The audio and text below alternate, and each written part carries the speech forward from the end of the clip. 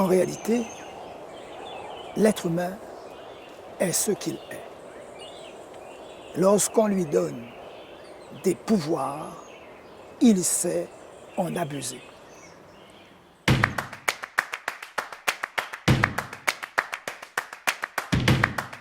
Qu'est-ce qui n'est pas controversé dans cette vie? Le mythe, il a la vie dure. La légende, encore plus.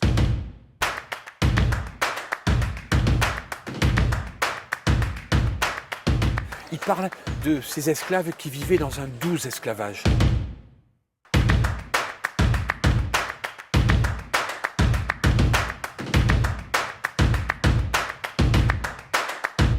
Parce que l'esclave n'a qu'une ambition, vivre libre.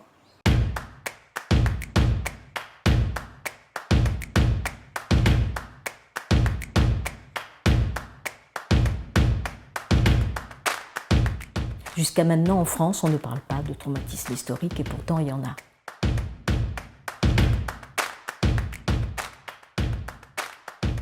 En fait, quand on étudie l'esclavage, c'est cela que l'on étudie. C'est la liberté, cette lutte intemporelle pour que l'homme soit l'homme.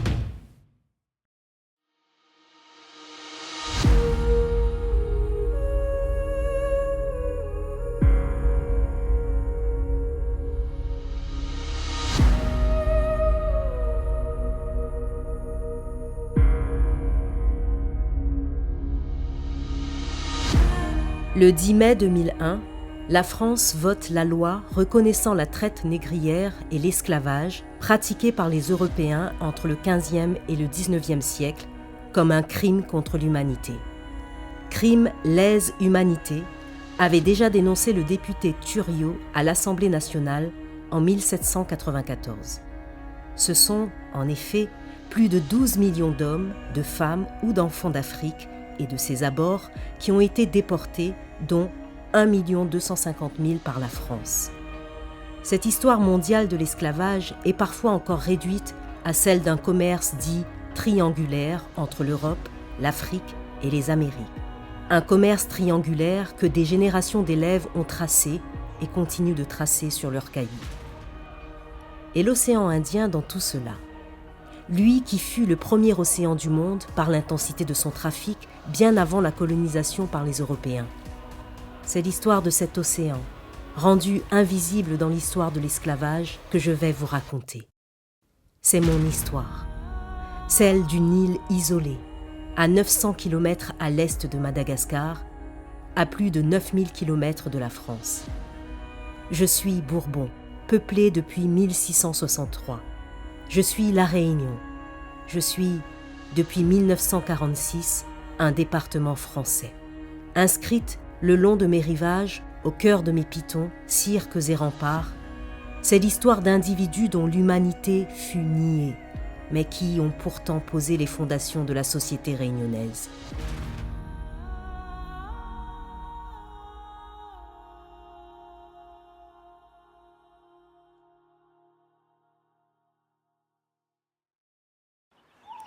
Nous avons des traces de l'esclavage depuis 4 millénaires.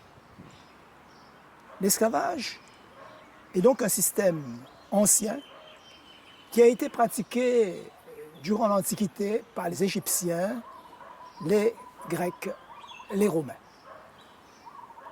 Dans l'implantation des civilisations rurales, jusqu'au XVIIIe siècle pour l'Europe et jusqu'au XIXe siècle pour les autres continents, l'esclavage a été la pratique la plus répandue dans l'organisation du travail et dans la base de la structure économique. Pour alimenter le marché d'êtres humains, des négociants ont organisé de vastes migrations qui ont concerné d'abord le bassin méditerranéen durant l'Antiquité et les rives de l'Atlantique après la découverte du Nouveau Monde et la création des plantations coloniales.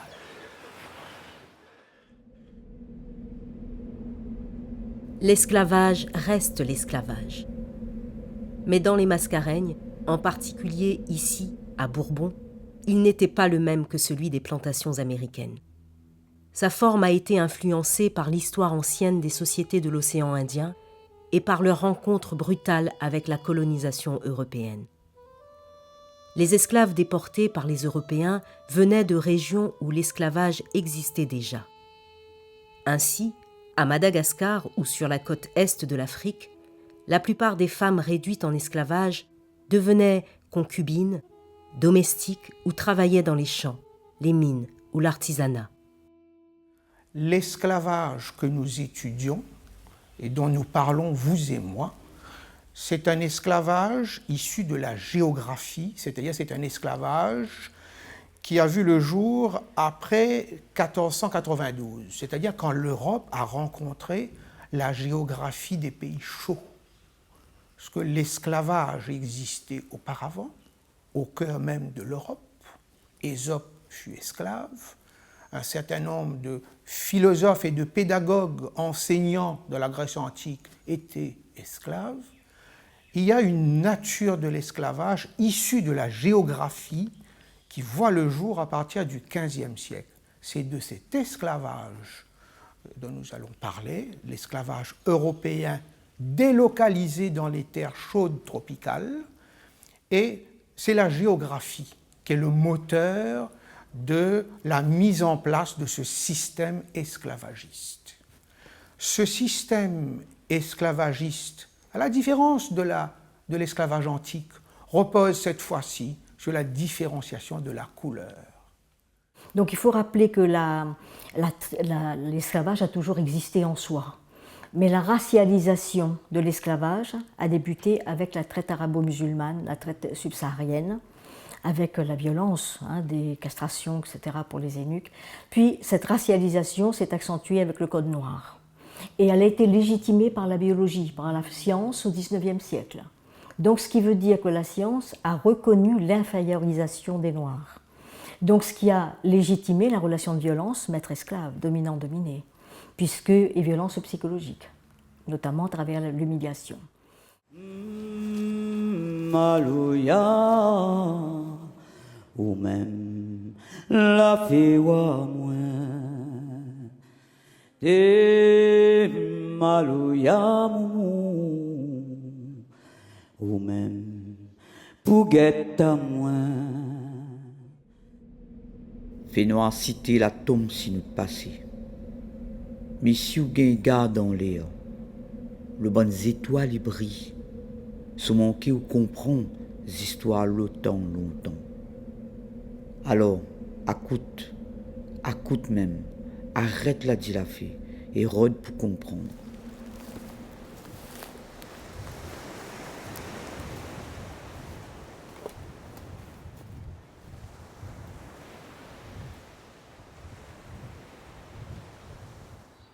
Lorsque le roi de France commence à s'intéresser à l'océan Indien, il n'a Dieu que pour les grands espaces, c'est-à-dire les Indes et la grande île Tanibé ou Madagascar, qui s'appellera ensuite l'île Dauphine.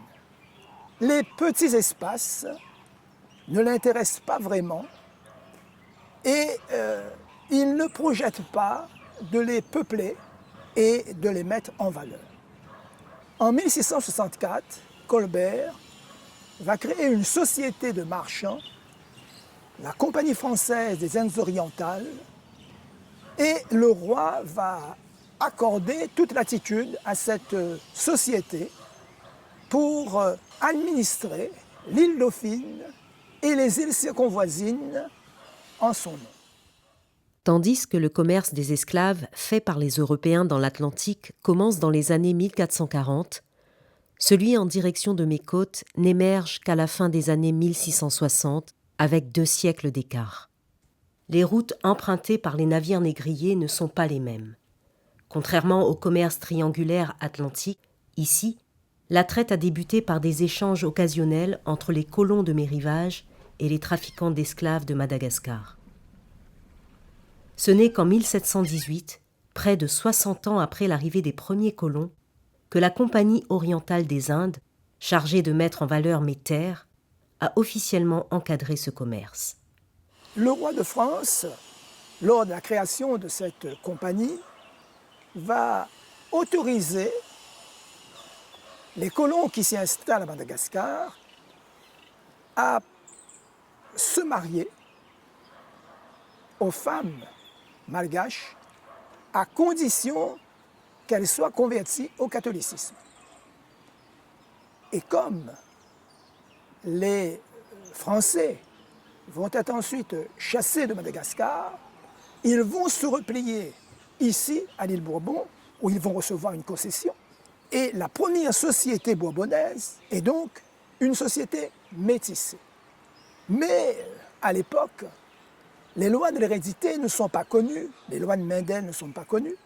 Et donc tous croient que c'est l'homme qui apporte le capital génétique et la femme n'apporte rien.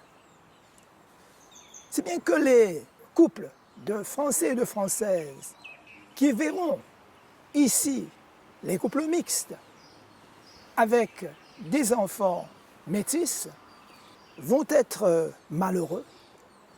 Et ces couples vont alerter le vice-roi des Indes, Jacob Blanquet de la Haye, en 1674, quand il sera de passage, pour qu'il mette terme à la mise en place de tels couples. Il ira dans leur sens, puisqu'en décembre 1674, il rend une ordonnance qui interdit les mariages entre blancs et négresses et entre noirs et blanches. Et de fil en aiguille, les serviteurs noirs qui vivaient dans cette société eh bien, vont être réduits, ravalés au rang d'esclaves. Et la séparation sera alors nette entre les blancs qui seront en position de dominant et les noirs qui sont en situation de dominer. Et d'ailleurs, c'est le code noir qui a été adopté pour les Antilles en 1685 qui a été utilisé ici pour rendre la justice dans la première société bourbonnaise.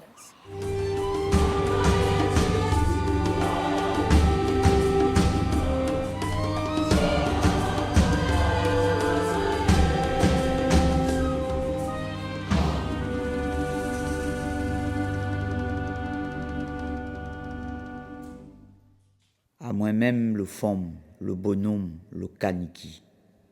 À moi-même le mounité écrasé. À moi-même la mer y donne la vie. La terre y zermine en pontiac. Mi souffle ainsi pour bonne son nom. Mi veille pour ça y gagne pas causé. Ou la mettre à moi en l'esclavage. Ce monde nous déroule était pareil même. Cet esclavage qui a été pratiqué ici a été étudié sur le plan démographique par Jean-Marie Filliot. Et dans ses travaux, Jean-Marie Filliot établit qu'entre le début de la pratique de l'esclavage dans les années 1870 jusqu'en 1810, 160 000 esclaves ont été introduits dans l'île, dont 110 000 pour la période 1767-1810. Et sur ces 160 000 esclaves, 45% étaient malgaches, 40% des Africains de l'Est, 2% des Africains de l'Ouest et 13% des Indiens.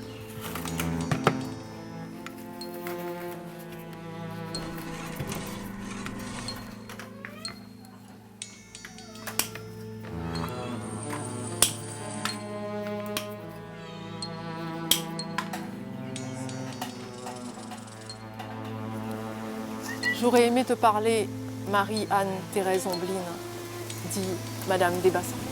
Te demander de me raconter ton histoire pour comprendre, mieux comprendre mon passé, notre passé, mon histoire, notre histoire, comme je ne peux le faire physiquement, de présence à présence, de corps à corps, de chair à chair. Alors je te propose, si tu le veux bien, de te parler d'esprit à esprit, d'âme à âme, d'échanger avec toi spirituellement par l'intermédiaire de la matière et de mes mains, de te permettre de renaître à nouveau de revenir cette fois-ci dans un but de réparation, de repenser l'histoire. Alors, si tu es d'accord, nous pourrons parler. Je sais que nous avons peu de temps, le temps de ta création. Alors parlons tant que nous le pouvons, avant que je te dépose sur ton sol, avant que tu m'abandonnes pour discuter avec d'autres personnes. Et lorsque l'on a dévoilé les horreurs du système esclavagiste, cela a traumatisé les gens. Et puis, je peux vous dire aussi qu'il fallait un défouloir. Un bouc émissaire presque. Un bouc émissaire, mais j'allais dire le mot, un bouc émissaire, parce que sinon, on ne sait pas contre qui se retourner. Ça ne peut pas être contre la France, ça ne peut pas être contre n'importe quel propriétaire d'esclaves, alors que Madame Desbassins à Saint-Paul n'était pas la seule propriétaire d'esclaves. Pendant toute la période où elle vivait, il n'y a pas eu beaucoup de critiques ou d'attaques à son égard. C'est beaucoup plus tard, je dirais même longtemps après sa mort, que ça s'est déclenché. Il faut dire qu'à l'époque, l'esclavage était un fait tellement courant et codifié que, d'ailleurs, je vous dirais que tous ceux qui en avaient les moyens possédaient des esclaves, même les anciens esclaves affranchis, bien sûr en petit nombre, 1, 2. Tous ces êtres humains, arrachés à leur terre, furent jetés sur mes rivages. Enchaînés, brutalisés, ils étaient marchandés comme de simples biens avant d'être dispersés au sein des habitations. Pour leurs maîtres, ils n'étaient qu'un investissement à rentabiliser à tout prix. Regroupés la nuit dans les camps, ces âmes brisées étaient assignées à des travaux de l'aube au crépuscule au son de la cloche. Surnommés « noirs de pioche », ils défrichaient et cultivaient mes terres.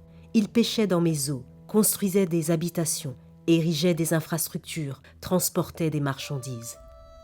On les forçait à combattre les invasions de sauterelles et même à se battre comme soldats dans les guerres contre l'Angleterre. Les enfants étaient mis au travail de la canne vers l'âge de 12 ans.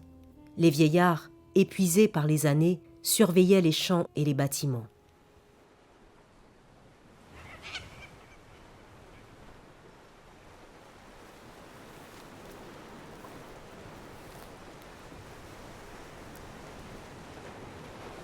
Toute l'histoire de l'humanité repose sur la liberté.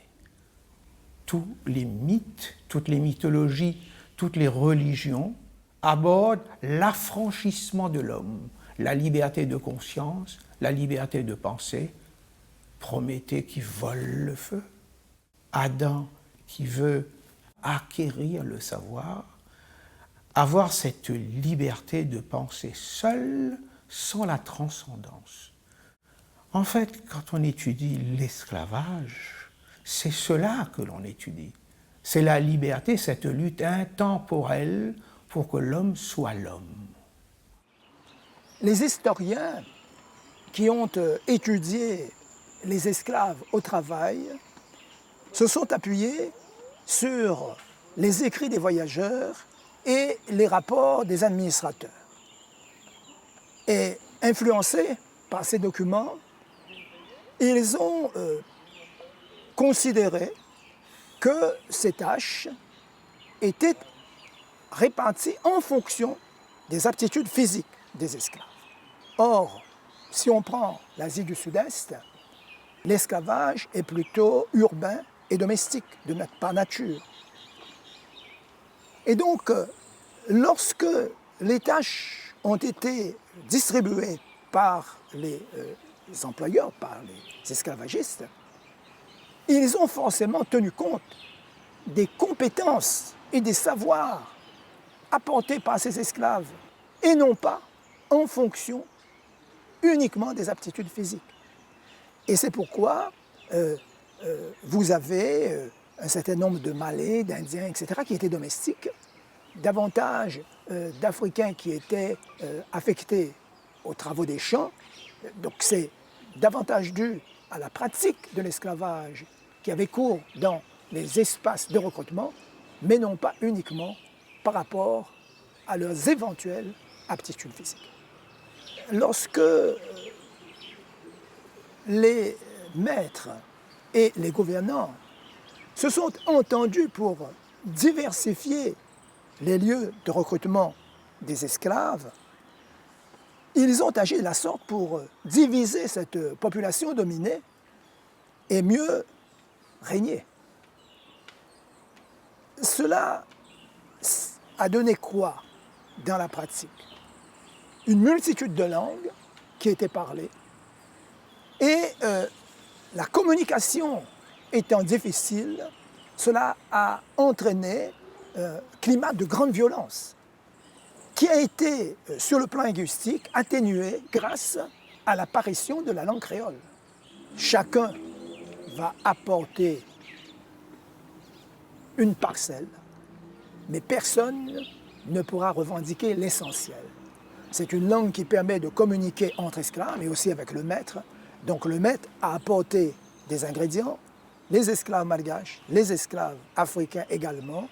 Donc, tout cela a été mis en commun et nous donne cette langue qui a sauvé cette île. Cette langue est vraiment une matrice de non-violence par excellence parce que c'est elle qui diminue la pression, qui diminue l'incompréhension et donc qui crée, qui ramène un peu de sérénité dans cette île qui était vraiment dans une situation explosive, faute d'être compris par l'autre.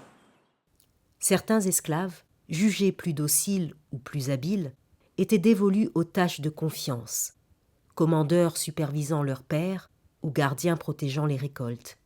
Les nourrices ou nénènes veillaient sur les enfants et participaient à leur éducation. Lorsque leur ingéniosité était remarquée, charpentiers, forgerons ou chaudronniers devenaient des esclaves à talent, experts en artisanat et métiers techniques comme les chauffeurs et les sucriers des usines. Alors bien que le site de Saint-Gilles-Léo, cette sucrerie sur laquelle nous nous trouvons, ait appartenu à l'une des plus puissantes familles sucrières de l'île, il faut savoir que cette sucrerie en particulier n'a jamais été une très grande sucrerie en termes de capacité de production. En revanche, cette sucrerie a été le foyer d'un travail important d'innovation et d'invention en matière de fabrication du sucre. Les procédés et les machines qui ont été fabriquées ici, qui ont été mises au point ici, sont le résultat de la rencontre de deux environnements. Le premier environnement, c'est l'environnement esclave qui travaille dans le sucre depuis des décennies, et la venue dans l'île d'un ingénieur polytechnicien, Joseph Martial Wetzel. Et c'est la réunion de ces deux savoirs, de ces deux compétences qui ont permis la mise au point ici, là où nous nous trouvons, d'une méthode de fabrication du sucre et d'une technologie particulière. L'ingénieur apportant d'un côté son savoir théorique, ses compétences académiques, et de l'autre, les esclaves apportant leur savoir pratique, leur expérience matérielle dans la fabrication du sucre. Les procédés et les machines qui ont été inventées ici fonctionnaient tellement bien, répondaient tellement bien aux contraintes locales de l'économie et de la fabrication, que très vite, ces procédés et ces machines sont remarqués. Sont remarqués dans l'océan Indien, à l'île Maurice, qui fabrique du sucre depuis le milieu du XVIIIe siècle, remarqués dans la zone indienne océanique, à Madagascar, à Nosy Be, remarqués également aux Antilles, qui fabriquent du sucre depuis bien plus longtemps que nous, et remarqués aussi au Brésil, où quelques-unes des machines qui ont été inventées ici ont été utilisées là-bas. Les esclaves qui travaillaient dans le sucre avaient une compétence technicienne avérée. D'ailleurs, ils étaient parfaitement identifiés dans les archives comme sucriers, comme chauffeurs, dont des compétences et des postes éminemment techniques. On a quelques traces d'esclaves, mais de manière indirecte, qui se sont illustrés dans la fabrication du sucre. Je pense par exemple à l'esclave Gélin, qui travaille sur l'habitation du Gol en 1840 pour le propriétaire Jean-François Placide Fortuné Chabrier. Et c'est un esclave sur lequel Joseph Martial Wetzel, donc l'ingénieur polytechnicien, ne tarit pas d'éloges. Et dans une lettre qu'il adresse à Chabrier, il demande au propriétaire d'être large avec cet esclave parce qu'il est précieux. Donc quand vous voyez qu'un ingénieur polytechnicien accorde de l'importance à écrire à un propriétaire pour attirer l'attention de celui-ci sur cet esclave en particulier, c'est qu'il a dû jouer un rôle prépondérant quelque part dans la mission que Wetzel accomplit à La Réunion. Le jour où on n'a plus personne sur qui taper, eh bien, on sera démuni. Madame Desbassins, avec le maintien de sa maison, qui a continué à fonctionner, l'habitation a fonctionné avec ses successeurs, qui étaient encore peut-être plus sévères que Madame Desbassins. Donc, pour eux, tout ce que les autres propriétaires d'esclaves avaient pu faire aux esclaves, il y a eu, si vous voulez, une convergence. Elle cumulait, vous savez, tout ce qui a été dit ou fait par les propriétaires d'esclaves. Le mythe, il a la vie dure. La légende, encore plus. Et quand la légende dépasse la réalité, on publie la légende. Cette théorie de la douceur de l'esclavage à Bourbon repose-t-elle sur un substrat cohérent? Lorsque la nouvelle de la chute du roi Louis-Philippe parvient dans la colonie à la fin du mois de mai 1848, les colons prennent peur parce qu'ils se disent le retour des républicains au pouvoir va automatiquement se solder par l'abolition de l'esclavage.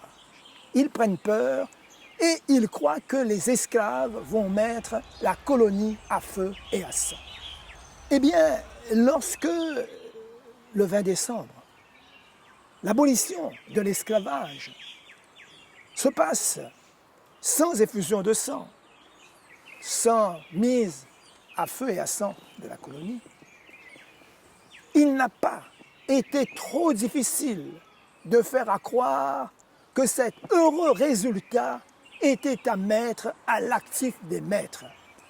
Et comme ceux qui disposent de l'écrit étaient les maîtres et les nouveaux et les descendants des maîtres, il a été facile de distiller cette pensée, de faire croire que ici, on a été dans un paradis pour esclaves.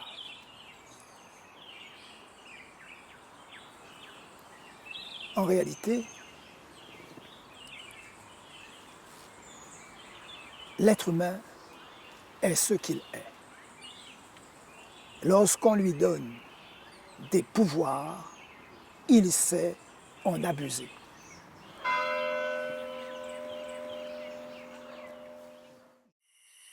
L'esclavage reste l'esclavage. Et l'idée qu'il aurait été plus doux sur mes terres qu'aux Caraïbes est une illusion. La société coloniale bourbonnaise fut en effet l'une des plus répressives. Ce n'est pas un hasard si la République n'a pas pu faire appliquer ici la première abolition de l'esclavage de 1794.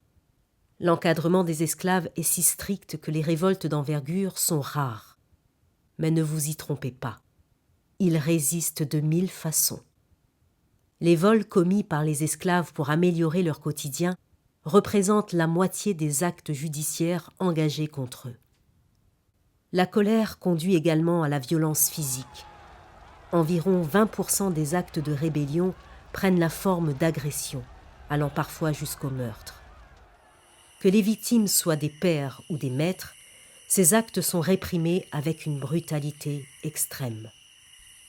Face à cette sombre et dure réalité, certains esclaves choisissent de ne pas avoir d'enfants. En 1823, le taux de natalité des libres est de 41,5% contre seulement 6,35% pour les esclaves. Avortement, infanticide et parfois même suicide Autant de façons de refuser de continuer à subir sans rien pouvoir dire. Révolte et marronnage, il n'y a pas opposition entre les deux termes. Quand on parle révolte à La Réunion, il y en a une qui va se passer à Saint-Leu, dans les Hauts-de-Saint-Leu en 1811. C'est la seule révolte qui va avoir réellement lieu, qui va être vraiment mise en pratique. Et l'étude de cette révolte permet d'appréhender un peu toute l'histoire de l'esclavage à La Réunion parce qu'elle regroupe énormément de données qui sont caractéristiques de l'esclavage à Bourbon. Le marronnage, il va être présent en permanence dans l'histoire de cette révolte. Il est présent avant la révolte, il est présent pendant la révolte et il va être présent après la révolte. Il n'y a donc pas antagonisme entre les deux termes.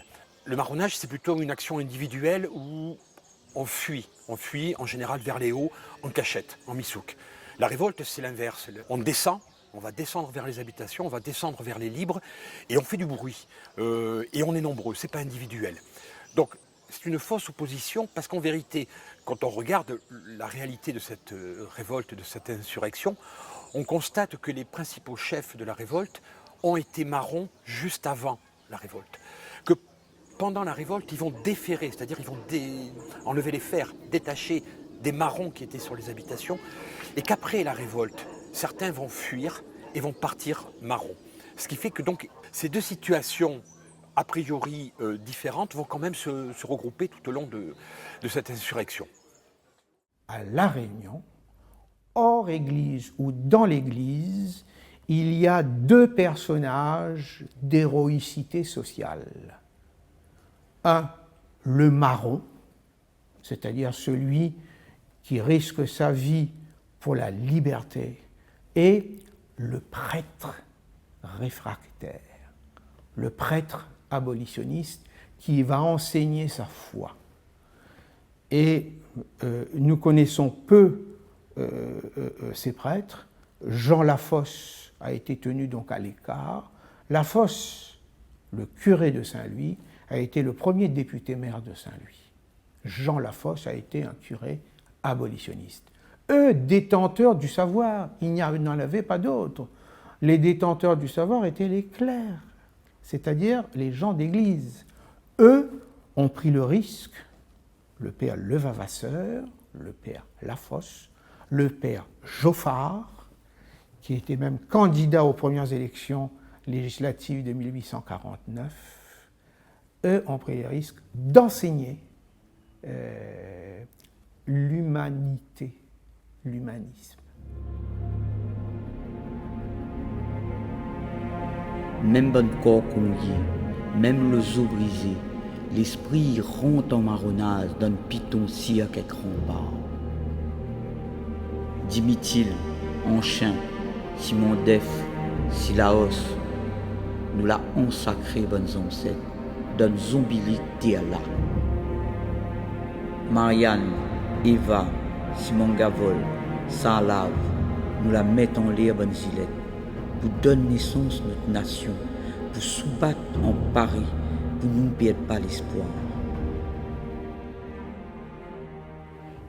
Nous sommes là, sur un site extrêmement important du marronnage. Nous sommes sur le piton Bronchard. C'est certainement le seul lieu où le nom d'un chasseur de marrons est utilisé pour identifier le site. Bronchard. Parmi les premiers esclaves qui sont venus dans cette île, les Malgaches étaient au départ majoritaires. Ils vont instaurer des royaumes comme à Madagascar. Sur cet espace, sur le sommet de ce piton, se déroulaient les grandes réunions du royaume. L'île a été divisée en royaumes et les rois réunis élisaient un grand roi de l'intérieur. L'histoire du marronnage, ce n'est pas une page de l'histoire de l'esclavage, c'est une page de l'histoire de la liberté. L'esclave qui rejette le système esclavagiste, qui veut vivre libre, même dans l'illégalité, il est dans une autre dimension. Et c'est pourquoi j'insiste sur des aspects culturels et cultuels. Un Malgache ne peut pas s'installer dans un espace qui n'a pas été sacralisé. Donc, celui qui dispose de la connaissance, qui a eu contact avec les livres sacrés, qui, pendant son initiation, a appris ce qu'il faut faire pour sacraliser un espace, et qui est un enseignant, qui est un umbias, qui a la connaissance, définir le poteau central et l'organisation de la vie selon les 4 points cardinaux. Et c'est aussi pour mettre en place le culte des ancêtres. Parce que le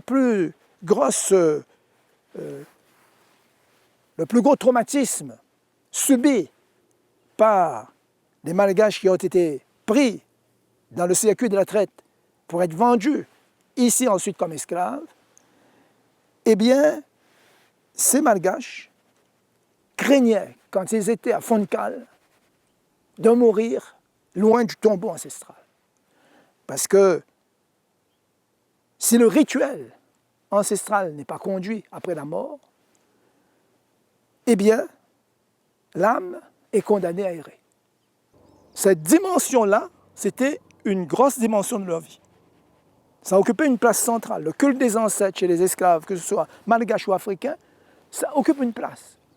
Donc on ne peut pas rejeter leur façon de concevoir la vie. L'amour, la mort, c'est-à-dire toute l'histoire.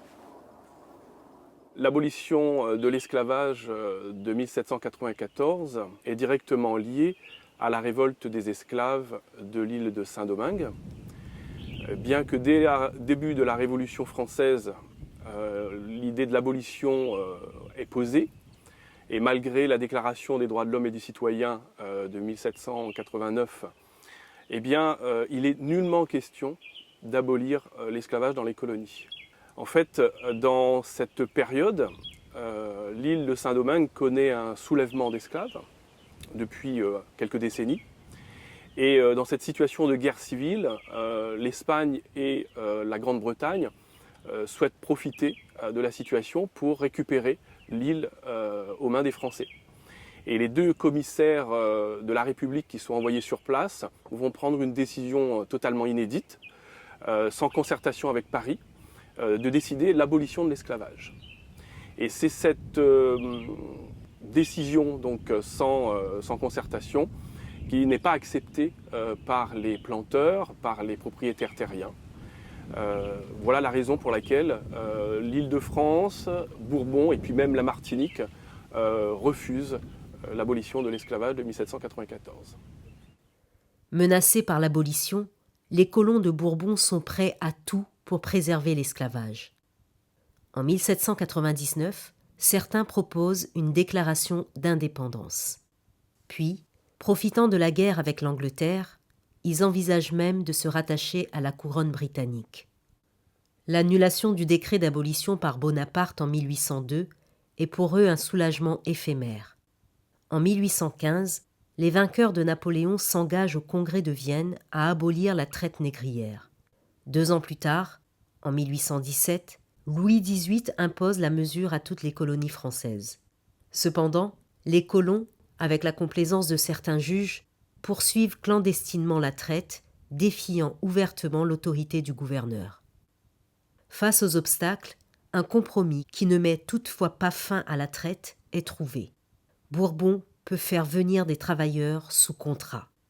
En 1828, un premier convoi d'engagés indiens débarque ainsi sur mes terres, suivi plus tard par des Africains et des Chinois. L'esclavage a été aboli en 1848, mais comme à ce moment-là, en même temps, le sucre, l'économie cannière, si vous voulez, s'est développée, les planteurs avaient besoin de main-d'œuvre, donc ils ont été chercher quelques engagés en Inde. Et puis, comme les engagés qui sont arrivés ici à La Réunion étaient assez peu nombreux, 2000 environ, parmi les 60 000 esclaves, ils ont été mêlés aux esclaves. Ils ont eu le même traitement que les esclaves. Et ça, ils ne pouvaient pas l'accepter, puisqu'ils étaient venus avec un contrat de travail. Donc, ils se sont révoltés. Et par conséquent, le gouvernement a dû les rapatrier en Inde. Alors qu'ont fait les planteurs? Ils ont été chercher des Chinois, mais pas des Chinois de Chine, des Chinois des îles de la Sonde, qu'ils ont fait venir ici pour travailler en tant qu'engagés aussi. La même chose s'est passée. Les Chinois ont été surexploités et par conséquent, ils se sont révoltés eux-mêmes et on a arrêté ce système-là. Mais dès le moment où l'esclavage a été aboli en 1848, ils avaient déjà mis un certain nombre de règles, un certain nombre de lois, un certain nombre de décrets pour régler les problèmes qui pouvaient exister entre les planteurs et les engagés. En 1848, la Deuxième République abolit définitivement l'esclavage. Le 27 avril, Victor Schœlcher signe le décret d'abolition avec un délai de 2 mois pour son application. Face aux insurrections, la mesure est avancée au 22 mai en Martinique et au 27 mai en Guadeloupe, puis appliquée sans difficulté en Guyane le 10 juin. À La Réunion, bien que la mesure soit connue en mai, rien n'est fait avant que Sarda Garriga, commissaire de la République, ne débarque en octobre. Dès son installation, Sarda promulgue l'abolition le 18 octobre en accordant un délai de 2 mois coïncidant avec la fin de la Coupe des Cannes pour son application. Pendant ce temps, il parcourt l'île, expliquant aux futurs affranchis leurs obligations. L'émancipation dans l'ordre et le travail. Le 20 décembre 1848, environ 62 000 esclaves accèdent à la liberté. Leur citoyenneté est marquée par l'attribution d'un nom, choisi parfois avec dérision. Si les affranchis restent dans une grande précarité, les anciens propriétaires reçoivent quant à eux 39 millions de francs d'indemnité, près d'un tiers de celles versées à toutes les colonies esclavagistes françaises. Le 20 décembre 1848, l'abolition de l'esclavage marque une victoire, mais ce n'est pas la fin des discriminations raciales et sociales. On accuse les nouveaux libres de paresse, de s'enliser dans la pauvreté. Ces préjugés servent à justifier l'idée que ces anciens esclaves ne méritent ni la liberté, ni l'égalité. On va même jusqu'à les décourager de voter, leur suggérant de faire confiance aux anciens maîtres. Pourtant, en dépit des accusations de désertion, ils n'ont ni abandonné le travail, ni mis en péril l'économie. En 1853, 74% des affranchis sont toujours employés et en 1859, 46% des travailleurs sont encore employés sur les mêmes plantations où ils étaient autrefois esclaves. À nous-mêmes la défricheter là, la mettre toute debout, la dénicher, la faire honte à zot gros blanc. Mais si zot la suivent à nous, à cause l'été il fallait le fils nous bonne fille, le fille nous bonne fils, il gagne encore souffrance l'esprit comme il a. Le concept de traumatisme historique a été abordé, a été vraiment conceptualisé par Sotero et collaborateurs en 2006 aux États-Unis. Jusqu'à maintenant, en France, on ne parle pas de traumatisme historique et pourtant il y en a. Les génocides, les guerres, etc. Donc ici, c'est le traumatisme historique de l'esclavage, encore moins. On a encore moins abordé en France ou dans on pourrait dire la santé mentale, dans les souffrances ou même dans les comportements. Donc ça, c'est important de savoir comment cette violence s'est mise en place et qui puisse accentuer un état de stress post-traumatique de l'esclavage dont parle Le Léry. Alors dans ces traces-là, lui il parle à ce moment-là des traces qui se transmettraient de génération en génération, dans ce qu'on appelle dans le transgénérationnel, parce qu'il y aurait une modification des gènes sous l'effet de stress, donc qui peuvent vraiment interférer sur toutes les relations sociales, et ça c'est très important d'une certaine manière.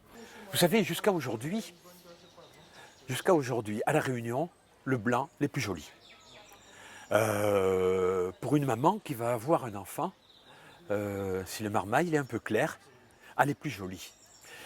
Donc ça c'est quelque chose qui a son origine dans toute l'histoire de La Réunion. Moi je suis aussi anthropologue et j'ai étudié ces comportements et on les trouve tout au long du XXe siècle et encore au XXIe siècle. Donc cette idée que la couleur elle est dévalorisante, plus elle est foncée, c'est ancré. Et donc on va tout le temps chercher à se blanchir. Donc c'est une pratique C'est en train de disparaître peut-être, mais c'était ancré dans l'histoire et chez les livres de couleur en particulier, de chercher une alliance pour soi-même, pour ses enfants, qui soit avec quelqu'un déjà un peu clair. Et c'est pour ça qu'on va trouver aussi beaucoup d'alliances, y compris après l'abolition de l'esclavage, entre d'anciens livres de couleur, entre eux. Ils vont continuer à s'unir, alors que la loi leur permet maintenant de se marier avec des esclaves, d'anciens esclaves. Le 20 décembre 1848, il y a près de 62 000 esclaves qui sont libérés à La Réunion. Finalement, c'est un jour funeste pour les propriétaires, puisque c'est la fin d'un système sur lequel reposait finalement toute la vie économique et sociale. Le 20 décembre sera fêté à nouveau en 1849 par des messes, mais très vite, tout ça va disparaître. Ça va se résumer à une commémoration dans les familles des descendants d'esclaves. Il y a du chemin, oui, qui a été parcouru. Je crois qu'aujourd'hui, on n'a plus ce combat des mémoires qu'on avait entre communistes d'un côté, départementalistes de l'autre, et qui a pendant très longtemps fait du tort à la reconnaissance du 20 décembre, ce qui ne veut pas dire que le 20 décembre ne reste pas un moment politique. J'aurais une dernière question à vous poser, elle concerne votre fonction d'enseignant.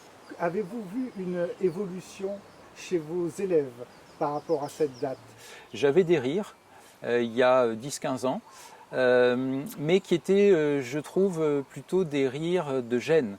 C'est-à-dire que c'était l'expression « faites caf » qui, j'allais dire, entraînait un certain malaise. Je trouve qu'aujourd'hui les choses ont changé.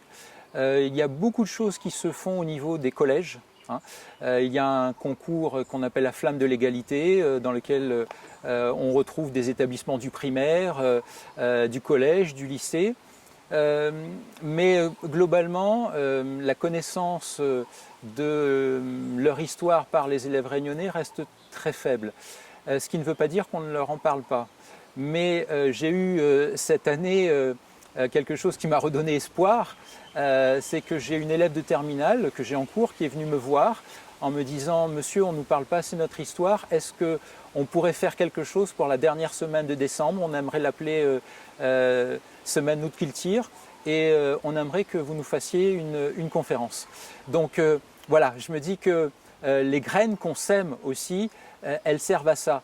Et ce n'est peut-être pas tant à l'école qu'on va l'apprendre, mais l'école peut susciter cette curiosité et faire qu'ensuite ces jeunes adultes, ces adultes s'emparent de l'histoire de La Réunion et s'emparent de l'histoire du 20 décembre.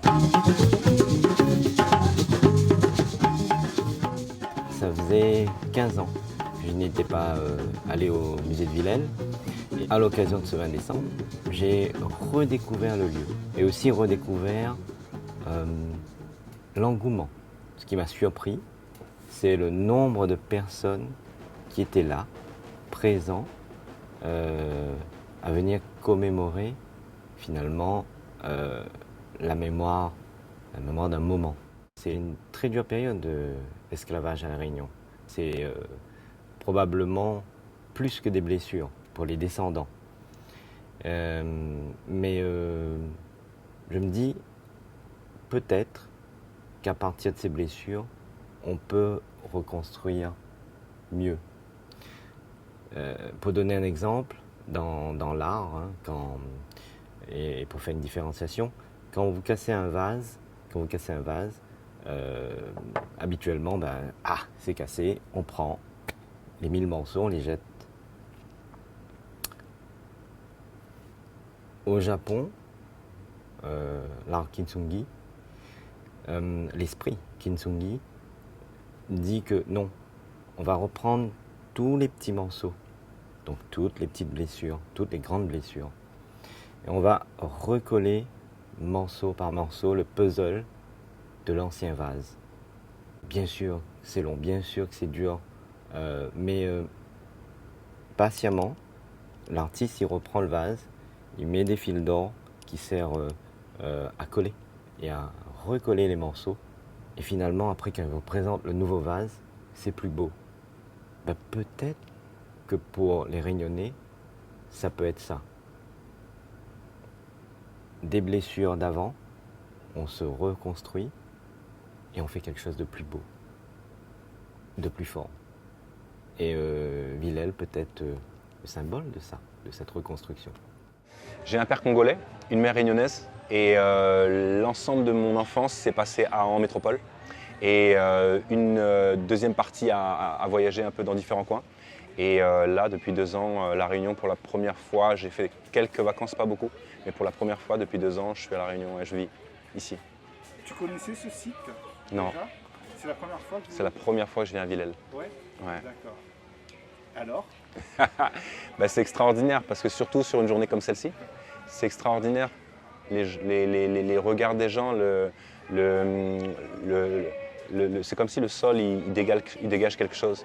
Et surtout, ça a énormément de symbolique pour les personnes que je vois circuler autour de moi. Et c'est une histoire que je ne connaissais pas comme ça, que je connaissais peu. Et de me retrouver ici, je découvre en fait l'importance de ce lieu. Et c'est assez touchant pour moi, parce que en fait, c'est comme un apprentissage en fait. Je ne connaissais pas Villèle, je ne savais pas quel type de musée c'était. Donc c'est un apprentissage sur l'histoire de La Réunion, c'est un apprentissage sur ce secteur aussi de l'île, avec cette dame, Madame Desbassins, tu vois, que je découvre. Hein. C'est fou, hein. Donc j'apprends tout en fait là. J'apprends sur mon histoire, sur ma famille, j'apprends sur l'histoire familiale, moi je suis un CAF. Donc c'est un moment important, là j'entendais le conférencier qui parlait des marrons. C'est le conférencier d'ici qui fait la visite guidée. Donc j'apprends vraiment et je découvre en fait. Et pour moi, en termes d'émotion, c'est chargé.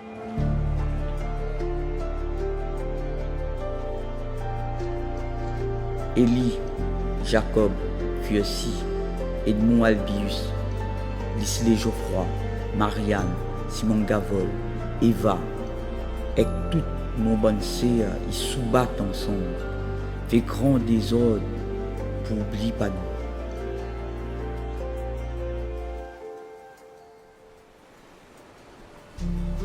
À ou même les entraîne écoute à moi. N'oublie pas où ça ou ça. Seulement, guette aussi, ça que l'entraîne fait comme est là pour demain.